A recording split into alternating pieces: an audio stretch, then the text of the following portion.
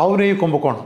హిందువులు అతి పవిత్రంగా భావించే ఆవు గురించి, ఆవు నెయ్యి గురించి ఈ మధ్యకాలంలో తిరుమల తిరుపతి దేవస్థానానికి సంబంధించి ఒక వివాదం మనం చూసాం. నేను ఈ వీడియోలో ఆ వివాదం జోలికి వెళ్ళలేదు, ఆ వివాదం నాకు సంబంధం లేదు. వాస్తవంగా ఏం జరుగుతుందో ఇవాళ కొన్ని నగ్న సత్యాలని ఈరోజు మన వీడియోలో ఖచ్చితంగా అది డిస్కస్ చేద్దాం. అదేంటంటే ఆవు నెయ్యి ఏదో ఎవరో సప్లై చేసిందంటో కొవ్వు కలిసింది, అది కలిసిందని మాట్లాడుతున్నారు. ఆ సందర్భంగా ప్రజల్లో ఇది విస్తృతంగా చర్చకు వచ్చింది. మన రెండు రాష్ట్రాల ప్రజల్లో, ముఖ్యంగా భారతదేశ వ్యాప్తంగా రెండు రాష్ట్రాల్లో కూడా తిరుమల తిరుపతి దేవస్థానం పేరు బయటకు వచ్చింది కాబట్టి ఈ ఆవు కొవ్వు కలిసిందంట, అదంటే ఇదంట అని చెప్పని మనం విపరీతమైన చర్చ, ప్రతి ఒక్కళ్ళు చాలా తీవ్రమైన ఆందోళనకు గురి చేయటం రకరకాలు జరిగినాయి. కొంచెం డెప్త్లోకి వెళ్దాం. ఇప్పుడు తిరుపతిలో దొరికిన ఆవు నెయ్యి సప్లై చేసేది వాళ్ళు ఏ రేటు కంటే వాళ్ళు టెండర్లు పిలుస్తారంట. సరే, నేను ఆ డెప్త్కి వెళ్ళలేదు, మామూలుగా జనరల్ చెప్తున్నాను. వాళ్ళు ఎంతవరకు ఇది అవుతుందంటే వాళ్ళు పిలిచే టెండర్లు పిలిస్తే 270 నుంచి, అంటే ఏదో 2015లో ఏదో 270కి ఇచ్చారంట. అక్కడి నుంచి రకరకాల రేట్లు 350 ఇట్లా రకరకాలకి ఇస్తున్నారు. అంటే ఏంటి వీళ్ళ ఉద్దేశం? 350కి అన్ని కంపెనీలు, గవర్నమెంట్ బ్రాండ్గా చెప్పే నందిని దగ్గర నుంచి మన మిగతా వాళ్ళు ఎవరో భారతదేశంలో ఉండే పెద్ద ఏ కంపెనీ అయినా సరే వాళ్ళు కోట్ చేసిన ధర ఏంటంటే 350, 400 రూపాయలు ఎక్కువ వేసుకుంటే అంత. ఇప్పుడు మనం ఏమంటున్నామంటే ఏదో ఒక కంపెనీ మోసం చేసింది అంటాం. కాదు, ఈ మొత్తం దొంగల ముఠాలే. ఈ దొంగల ముఠా చేసిన కుంభకోణం గురించి మనం చర్చిద్దాం. 400 రూపాయలు 300 కట్టేస్తారని కొంతమంది క్వశ్చన్లు అడుగుతున్నారు. 1000 రూపాయలు అయ్యేదో సంథింగ్ అయ్యేది మీరు 250కు 350కి ఎలా ఇస్తున్నారని మీరు అడిగితే 500 మాత్రం ఎట్ట ఇవ్వగలరండి? 900 అయ్యేది. పోనీ 850 రూపాయలకు మాత్రం ఎట్ట ఇవ్వగలరు? 900 అయ్యేది. చెప్పండి. అంటే ప్రతిదీ మోసమేగా, అందరూ చేసేది మోసమేగా, మిగిలిన కోట్ చేసింది కూడా మోసమేగా. ఫస్ట్ ఆఫ్ ఆల్ ఆవు నెయ్యి అంటే డెఫినేషన్ ఏంటి? హిందూ పురాణాల ప్రకారం చూసినా లేదా హిందూ విశ్వాసాలను బట్టి మనం చూసినా ఆవు అంటే మన దేశవాళీ ఆవు మాత్రమే. మన దేశవాళీ ఆవు మాత్రమే మనం, అంటే మన గిరి కానీ లేదా లోకల్ ఆవు జాతులు ఉన్నాయి కదా, వీటి నుంచి తీసే నెయ్యి మాత్రమే. మీరు ఏ ఆధ్యాత్మిక గ్రంథాల నుంచి మీరు చూసుకున్నా, ఏ ప్రమాణాల ప్రకారం చూసుకున్నా నాటు ఆవు నెయ్యి ఇది మాత్రమే మనం పరిగణించాలి. మన దేశంలో ఎన్ని నాటు ఆవులు ఉన్నాయి? ఇప్పుడు ఈ కంపెనీలన్నీ నెయ్యి సప్లై చేస్తున్నాయి, టన్నులు సప్లై చేస్తున్నాయి. రోజు ఇన్ని టన్నులు సప్లై చేస్తాయంటే అసలు ఆవు నెయ్యి నుంచి తీస్తున్నారంటే నాటు ఆవు నుంచి తీసింది ఉంటున్నాయి. అసలు నాటు ఆవు పర్సంటేజ్ ఎంత? వీళ్ళు సప్లై చేసే మొత్తం నెయ్యి అంతా జెర్సీ ఆవులు, అంటే విదేశీ బ్రీడుల నుంచి వచ్చిన ఆవులు. మామూలుగా మన దేశవాళీలో ఒక గిరి ఆవు తీసుకుంటే 1,00,000 రూపాయలు, 1,50,000 వరకు ఖర్చు అవుతుంది. అది ఇచ్చే పాలు సుమారు రోజు మొత్తం మీద 5 లీటర్ల నుంచి మ్యాక్సిమం 10 లీటర్లు, ఒక 5-6 లీటర్ల నుంచి 10 లీటర్ల వరకు ఇస్తుంది. బాగా మేపి మంచి కండిషన్లో చూసామనుకుంటే, లేదంటే 3 లీటర్లు ఇచ్చేదా కూడా ఉంటాయి. 3 నుంచి 10 లీటర్లు వేసుకోండి మ్యాక్సిమం, మినిమంలో ఎంత ఉంటాయి. వాటి ఎంత పాలల్లో వెన్న ఎంత వస్తుంది మీకు తెలుసా? పాలల్లో మీరు 30 లీటర్లు మామూలుగా మిషన్ పెట్టి తీస్తే పాలల్లో నెయ్యి తీయటం అనే ప్రాసెస్ 2 రకాలు. ఒరిజినల్ నెయ్యి తీసే ప్రాసెస్ ఏంటంటే పాలని సన్న సెగర మీద కాస్తే పాల మీద మేగడ వస్తుంది. ఆ పాల మీద మేగడిని సేకరించి దాంట్లో కొంచెం పెరిగేస్తే ఫెర్మెంటేషన్ తర్వాత పెరుగు మీద మేగడ అవుతుంది. ఆ పెరుగు మీద మేగడిని మజ్జిగలో వేసి ఏ కుండలోనో చెక్క కమలేసి మనం ఇలా చిలికేవాళ్ళం పాత రోజుల్లో. అలా చిలికితే కుండలోంచి వచ్చిన దాన్ని అప్పుడు దాంట్లోంచి వెన్నపూస వస్తుంది. ఆ వెన్నపూసను కాస్తే కమ్మట నెయ్యి వస్తుంది. అది పూసలుగా ఉంటుంది. దాని స్మెల్ కూడా ఆ ఒరిజినల్ స్మెల్ చుట్టుపక్కల 25 ఏళ్ళకి అర్థమవుతుంది మనం నెయ్యి కాసుకున్నట్టు. ఇది ఒరిజినల్ నెయ్యి. ఇప్పుడు భారతదేశం నుండి అన్ని కంపెనీలు, మనం వాడే అన్ని కంపెనీలు, టీటీడీకి సప్లై చేసిన, కోట్ చేసిన అన్ని కంపెనీలతో సహా వీళ్ళు పాలల్లోంచి నెయ్యి తీసే ప్రాసెస్ ఏంటంటే పచ్చి పాలల్లో మిషన్ పెట్టి ఓ లిక్విడ్ తీస్తారు. దౌర్భాగ్యానికి వెళ్ళి నెయ్యి అని పేరు పెడతారు. అది నెయ్యి ఎలా అవుతుంది? ఏది ప్రాసెస్? ఏది ప్రకృతి మనకు నిర్దేశించిన ఫెర్మెంటేషన్ అనే ధర్మం ఏది? దాంట్లో నెయ్యి వివిధ దశల్లో పాల నుంచి పెరుగు మీద మేకడకి, దాని తర్వాత వెన్నపూసకి, ఆ తర్వాత నెయ్యికి వివిధ ప్రాసెస్లో అయిన ఫెర్మెంటేషన్ ఏది? వేర్ ఇస్ ద సహజమైన ఫెర్మెంటేషన్ ఎక్కడుంది? మీరు వాళ్ళ పాలలో లిక్విడ్ తీస్తే నెయ్యి అలా పెడతారు. మీరు దానికి ఉండే ఔషధ విలువలో లేదా ప్రాపర్టీసో మీరు ఒరిజినల్గా చేసి నెయ్యికుండే ప్రాపర్టీస్ ఒకటి అవుతాయా? కల్లో కూడా అవు. సరే, అత్తేసరి బాగానే ఉంది. ఇప్పుడు మనం లెక్కలకు వద్దాం. మామూలుగా గేదె పాలు లాంటివి తీసుకుంటే సుమారు 10 లీటర్లు మీరు పాలను కనుక మీరు తీసుకుంటే 1 కిలో నెయ్యి వస్తుంది. అదే మీరు 1 కిలో ఆవు నెయ్యి రావాలంటే మీరు మాన్యువల్ ప్రాసెస్లో చేస్తే, అంటే మనం కవ్వం పెట్టి చిలికి, నేను ఇందాక చెప్పిన పెరుగు పెట్టి తోడేసి అమ్మేగడ తీసి చిలికే ప్రాసెస్ అయితే 35 లీటర్లు కావాలి. 1 కిలో నెయ్యి రావాలంటే 35 లీటర్లు కావాలి. అట్లనే వీళ్ళు మిషన్ల నుంచి పచ్చి పాలలో డైరెక్ట్ మిషన్ పెట్టి తీశారనుకుంటే ఒక్కొక్క దానికి 30 లీటర్లు కనీసం పడుతుంది. 30 లీటర్లు. ఇప్పుడు ప్రభుత్వ పాల సేకరణ ధర చూసుకుంటే ఆవు పాలకి మన 2 రాష్ట్రాల్లో యావరేజ్గా 27 రూపాయలు వాళ్ళు ఇస్తారు. 27 రూపాయల నుంచి 28 రూపాయలు, అది 5 నుంచి 7% రేట్లు ఫ్యాట్ పర్సెంటేజ్ నాటికి ఇస్తున్నారు. 10% ఫ్యాట్ ఉన్నటికి వాళ్ళు అంటం అయితే 36 రూపాయలు అంటున్నారు, కానీ ఇంతవరకు పేమెంట్లో 36 రూపాయలు పేమెంట్ ఇచ్చిన సంఘటన జరగల. ఎందుకంటే మనం పెట్టే మేతలకు ఆవులకి అలాంటి ఫ్యాట్ రాదు. కాబట్టి 26 రూపాయలు ఎక్కువ వేసుకుంటే 27 రూపాయలు మించి 1 రూపాయి కూడా ఎక్కువ ఇవ్వాల. 27 రూపాయలు ఇచ్చారంటే మీరు జాగ్రత్తగా ఉంచండి. పోనీ ప్రైవేట్ కంపెనీలు కొన్ని 30 రూపాయలు ఇస్తున్నాయి. ప్రైవేట్ సేకరణకి రాయలసీమ జిల్లాలో కొన్ని కంపెనీలు 30 రూపాయలు ఇస్తున్నాయి. సరే 30 వేసుకొని లెక్కగా బాగుంటుంది. 30 లీటర్లకి పాలు కావాలి, 1 కిలో నెయ్యి కావాలంటే 30 లీటర్లు ఇంటూ రైతు దగ్గర నుంచి సేకరించేది 30 రూపాయలు వేసుకుంటే 900 రూపాయలు పాలని రైతుకి ఇచ్చిన కాస్ట్ అవుతుంది.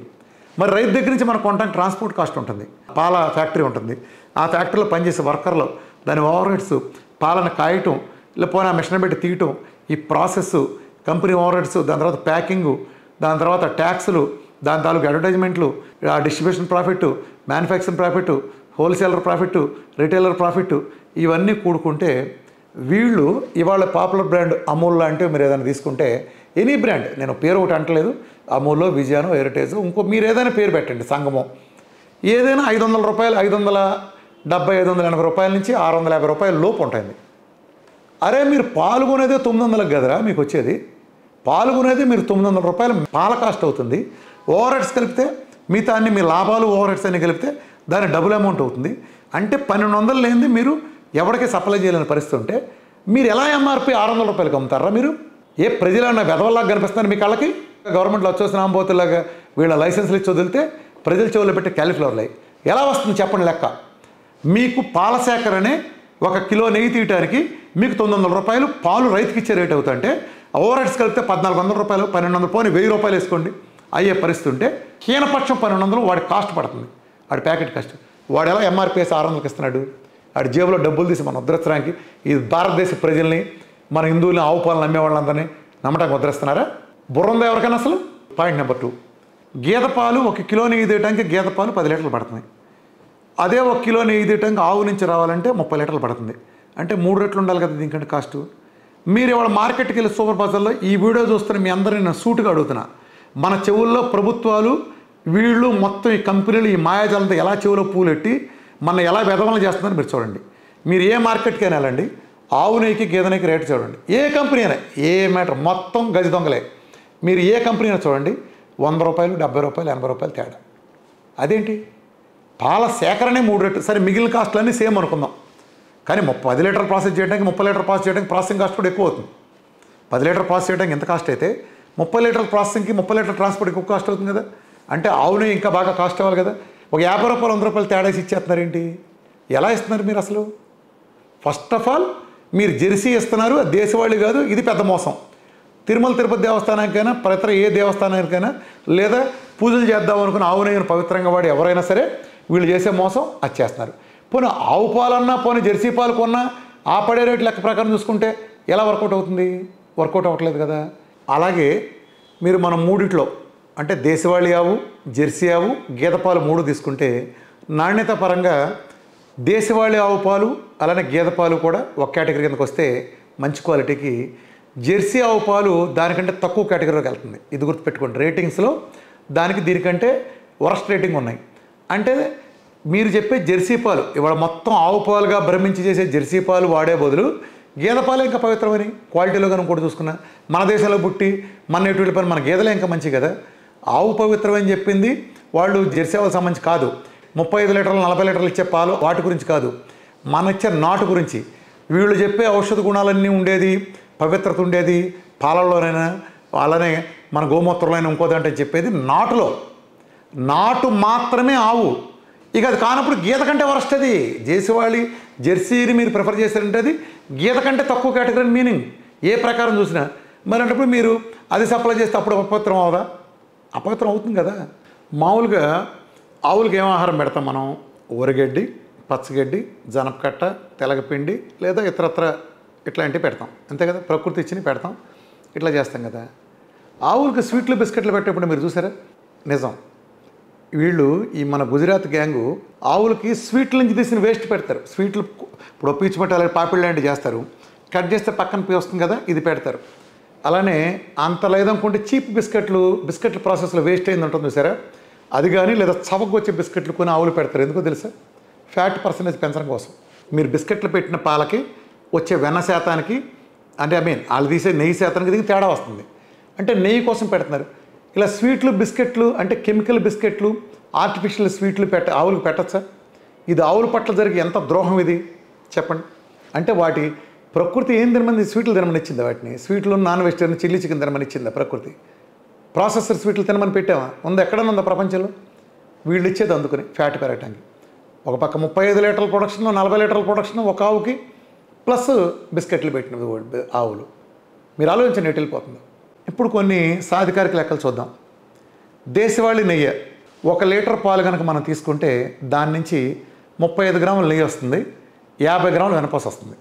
ఇది దేశవాళీ ఆవు. ఇదే మీరు జెర్సీ కనుక తీసుకుంటే అది మెషిన్తో తీస్తారు. 1 లీటర్ పాలకి 50 గ్రాముల నెయ్యి వస్తుంది, మీకు 60 నుంచి 80 గ్రాములు 60 నుంచి సుమారు 80 గ్రాముల వరకు వెనపూస పడుతుంది. అంటే డిపెండ్స్ ఆన్ దాంట్లో కూడా రకాలు ఉంటాయి మీరు పెట్టే ఫీడ్ని బట్టి.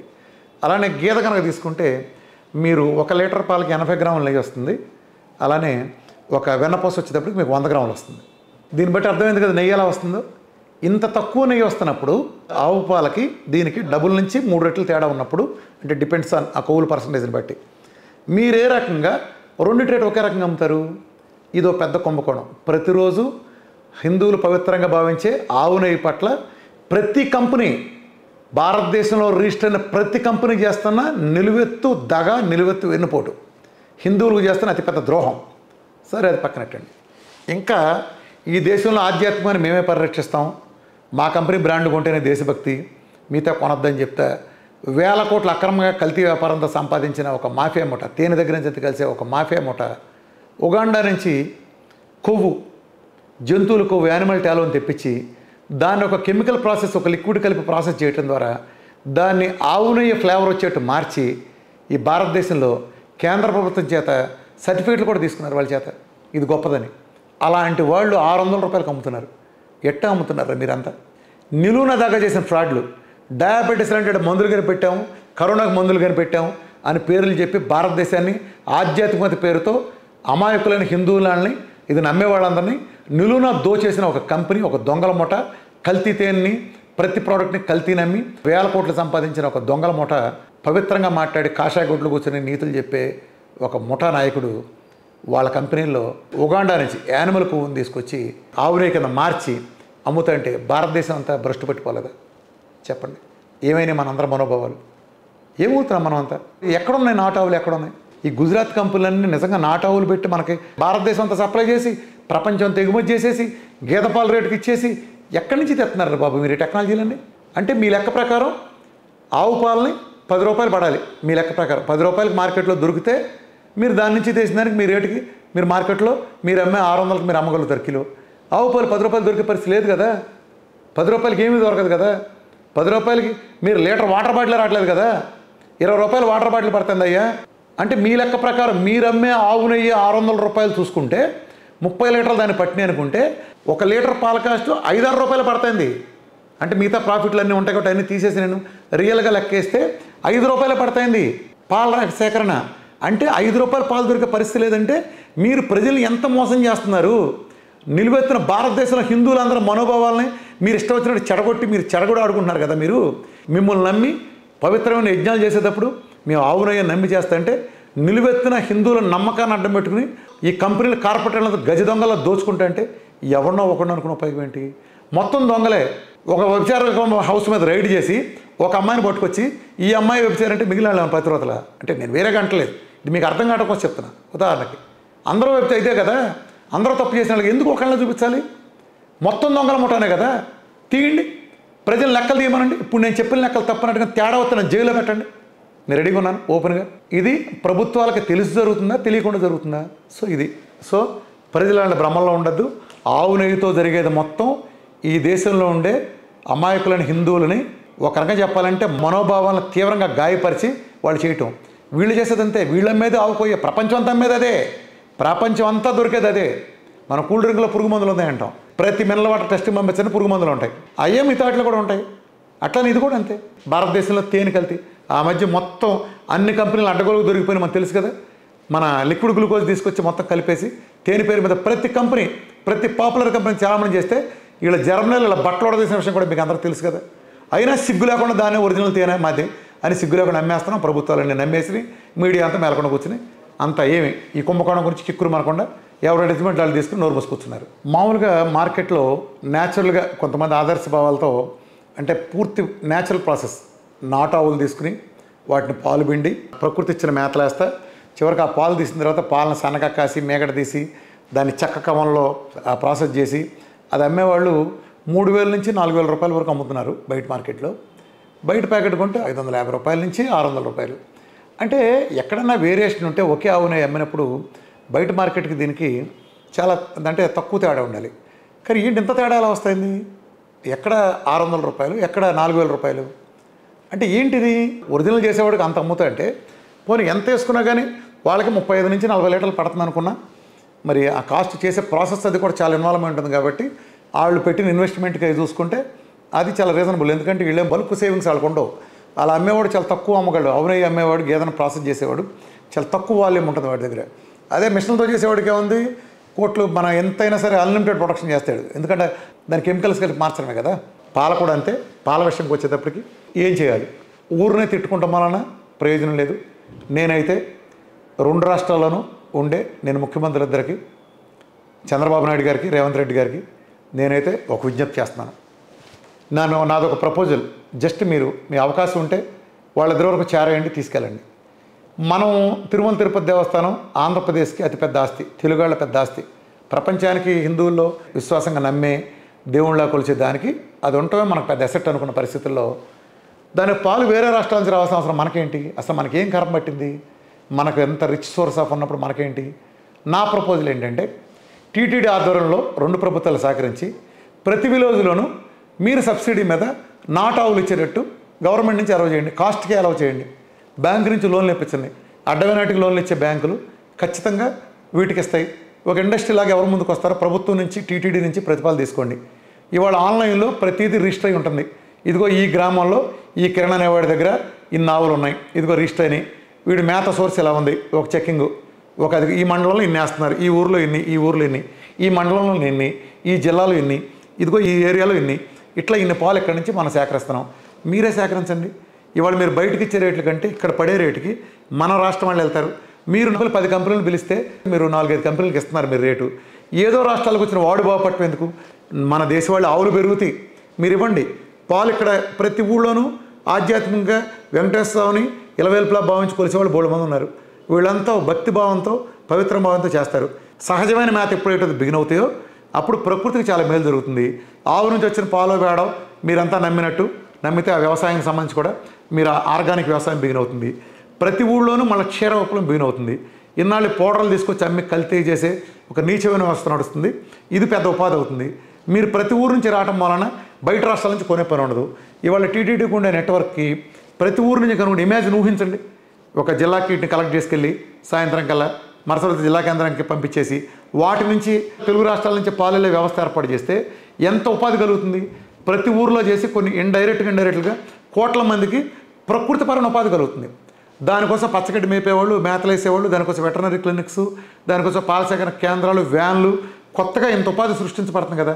ఏదో 5 కంపెనీలు వాళ్ళు విదేశాల నుంచి, ఉగాండా నుంచి, అక్కడి నుంచి తీసుకొచ్చిన జంతువులు మా కొవ్వుని తీసుకొచ్చి జంతువులు కొవ్వు లేకుండా పాలు ఎక్కడ వస్తున్నాయి, నెయ్యి ఎక్కడ వస్తుంది, మొత్తం కలితేనే. ఆడోడో కంపెనీ కాదు, చూపించిన రిపోర్ట్లు కాదు, రియల్ రిపోర్ట్లు ఎక్కడి నుంచి వస్తున్నాయి? ప్రజల ముందు పెట్టి ఆడిట్లు చేయండి, తెలుస్తుంది. కొవ్వు కలపకుండాను ఇతర కొవ్వుల నుంచి కాకుండా ఎట్ట తయారు చేస్తున్నారు, ఈ రేటుకి ఎట్టా వస్తుందో చెప్పని తెలుస్తుంది. బట్టలు ఊడిపోతాయి ప్రతి ఒక్క కంపెనీది. అందరూ మోసం చేస్తున్నారు, ఒకటి అనద్దు, ప్రతి ఒక్కడూ మోసం చేస్తున్నారు. ఎలాగూ సెంట్రల్లో ఉండే బీజేపీ గవర్నమెంట్ ఆవులన్నిటిని పరిరక్షించడంలో ఒక ఉద్యమంలాగా వాళ్ళు చేస్తున్నారు, మంచిది, పాత్రను నిలబెట్టడం. అలానే సేమ్ టైం 2 రాష్ట్ర ప్రభుత్వాలు కూడా కలెక్ట్ చేసుకుని మీకు అత్యంత బలమైన సప్లయర్ మీరు చేయడానికి మన ఆధ్యాత్మిక టెంపుల్సే ఉన్నాయి. తిరుపతి చేయొచ్చు, మీరు యాదాద్రికి చేయొచ్చు, అన్ని టెంపుల్స్కి మీరు ఈ సప్లై 2 రాష్ట్రాల్లో ఉండే వ్యవస్థల నుంచే మన ఇల్లు ఏర్పాటు చేయండి. మన రాష్ట్రాల్లో రైతులు బాగుపడతారు, మొత్తం ప్రకృతి వ్యవసాయం పెరుగుతుంది. ఆవుని ఎంకరేజ్ చేద్దాం. వచ్చినాక అనేక రోగాలను కూడా మనం ఖచ్చితంగా అరికట్టచ్చు. నేను ఆధ్యాత్మిక కోణం చెప్పట్లేదు, సైన్స్ కోణం కూడా చెబుతున్నాను. ప్రకృతి దగ్గరగా ఉండగానే మా బోటెడ్ డైట్లో చెప్పేది కూడా ప్రకృతి నుంచి తీసుకుని నేచర్ ఇచ్చిన ఫలితం. మీరు కొవ్వుల నుంచి కెమికల్ కలిపి చేసేవాళ్ళు, ఆ దొంగల ముఠాలు చేసే బారి నుంచి ప్రజలందరూ ఎందుకు గురి చేస్తారు? ప్రజలను కాపాడతారు. ఆవులతో పాటు పెట్టేవాళ్ళు గేదెలు పెట్టుకుంటారు. ఈ వ్యాపారం బాగా పెరుగుతుంది. కొనేవాడు ఆ రేటు ఇచ్చి ఆరోగ్యాన్ని కూడా తెచ్చుకుంటాడు. ఎలాగో ఫ్యాక్టరీలు ఇస్తే క్యాన్సర్ దగ్గర నుంచి ఎలా తగ్గితే మనందరం చూస్తున్నాం. పాత తరంలో ఏ రోగాలు లేని వ్యవస్థ మళ్ళా వస్తుంది. సో 2 రాష్ట్ర ప్రభుత్వాలకి నా విజ్ఞప్తి ఏంటంటే, మీరు దయచేసి ఈ పరిపాలనని మీరు పరిశీలించండి. ప్రతి విలేజ్ నుంచి మండల స్థాయిలో ఇంత కలెక్ట్ అయ్యేటట్టు మీరే సబ్సిడీస్ పెట్టించండి. అవన్నీ మీరే కొనండి. ఇప్పుడు ఈ కాంట్రావర్సీలు ఉండవు. మన రైతులు బతుకుతారు. మన 2 రాష్ట్రాల్లో పవిత్రతకి ఏ లోటు రాదు. ప్లస్ దేశవాళీ నెయ్యి వెళ్తుంది. తద్వారా లడ్డూ రుచి 100 రెట్లు పెరుగుతుంది. మీరు గుర్తుపెట్టుకోండి. పోనీ ఈ కల్తీ నెయ్యి వదిలేయండి. తిరుపతి లడ్డు 30-40 ఏళ్ల క్రితం ఎలా ఉండేది మీరు గుర్తెచ్చుకోండి ఒక్కసారి. మన పెద్దవాళ్ళందరికీ అసలు ఎంత అమృతంగా ఉండేది. ఇవాళ ఈ నెయ్యి నిజంగా రుచి ఉందో మీరు చెప్పండి. గుండె మీద చేసి ఎవడు చెబుతాడు చెప్పండి. ఎంత స్పాయిల్ అయిపోయింది చెప్పండి ఆ క్వాలిటీని. మరి అదే నెయ్యి వాడుతున్నారుగా. నెయ్యి వాడుతున్నారు. ఏ నెయ్యి వాడుతున్నారు? సోల్ లేని చెత్త నెయ్యి వాడుతున్నారు. మీరు వాడేది మొత్తం యానిమల్ కొవ్వో లేకపోతే ఇతరత్ర కల్తీ చేసిన నెయ్యి, లేదా పోనీ మీ భాష ప్రకారం చేస్తే గీత నెయ్యి అయినా సరే. ఎక్కడి నుంచి ఉంది సోర్సు? చేయండి, ఆడిట్లు తీయండి. వాడు ఎంత నెయ్యి కొన్నాడు? ఇప్పుడు మీకు సప్లై చేసే ఒక కంపెనీ ఉంటాడు. ఆవు నెయ్యి ఎక్కడి నుంచి సేకరించాడు? ఒక ఆడిట్కి వెళ్ళండి. ఒక సిబిఐ ఎంక్వైరీ కాదు, లోకల్ ఎంక్వైరీ చేయండి.